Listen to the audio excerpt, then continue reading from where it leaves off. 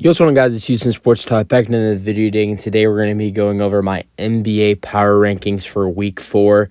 It was a good week of basketball, and let's get into what my power rankings look like going into the fourth week of the NBA season, 2023-24 season.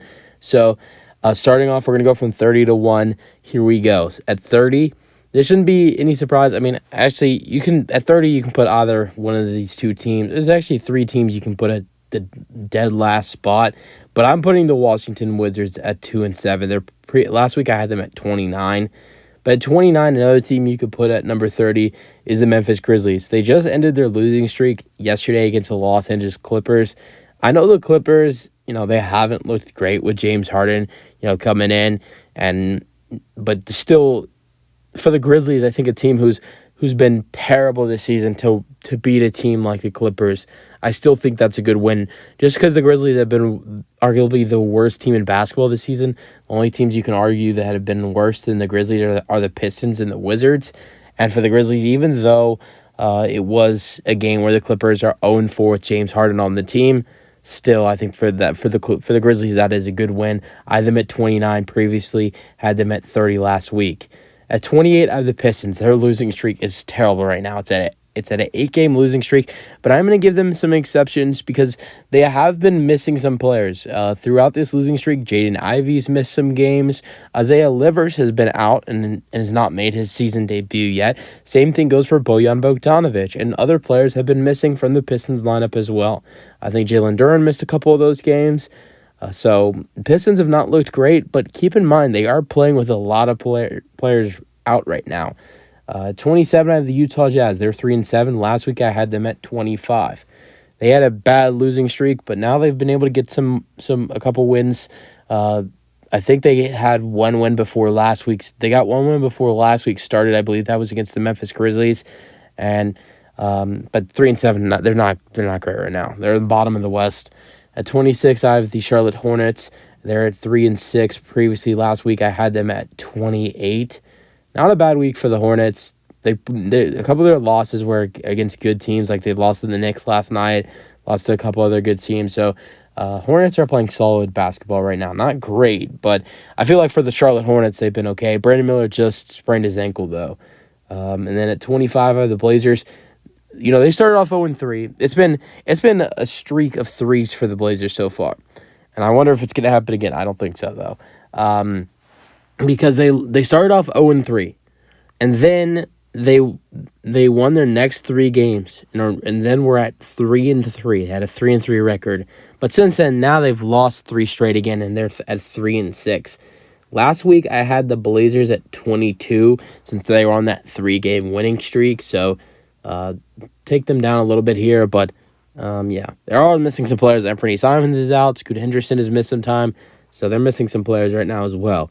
At 24, the San Antonio Spurs, terrible week for the San Antonio Spurs. I mean, they've lost 5 straight games, I think, and they've lost 5 straight games, and that's like the biggest losing streak in the Western Conference, I believe, and terrible losing streak right now for the Spurs. At 23, another team that has lost 5 straight games in the Western Conference. The Los Angeles Clippers, who are 3 and 6.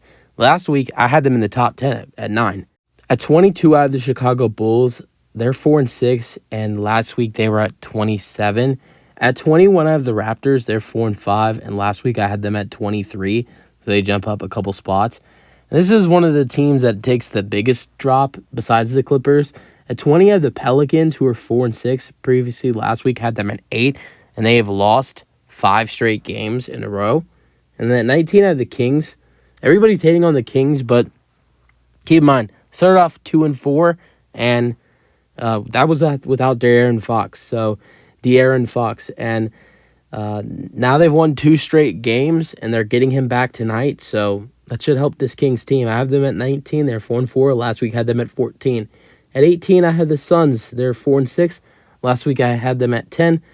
They're not playing great basketball right now, but keep in mind, right now they are without Devin Booker. They're arguably their second best player. I mean, I think him and Kevin Durant are a tie, but Durant is a way better player than Booker. But Booker does bring a big impact to that team.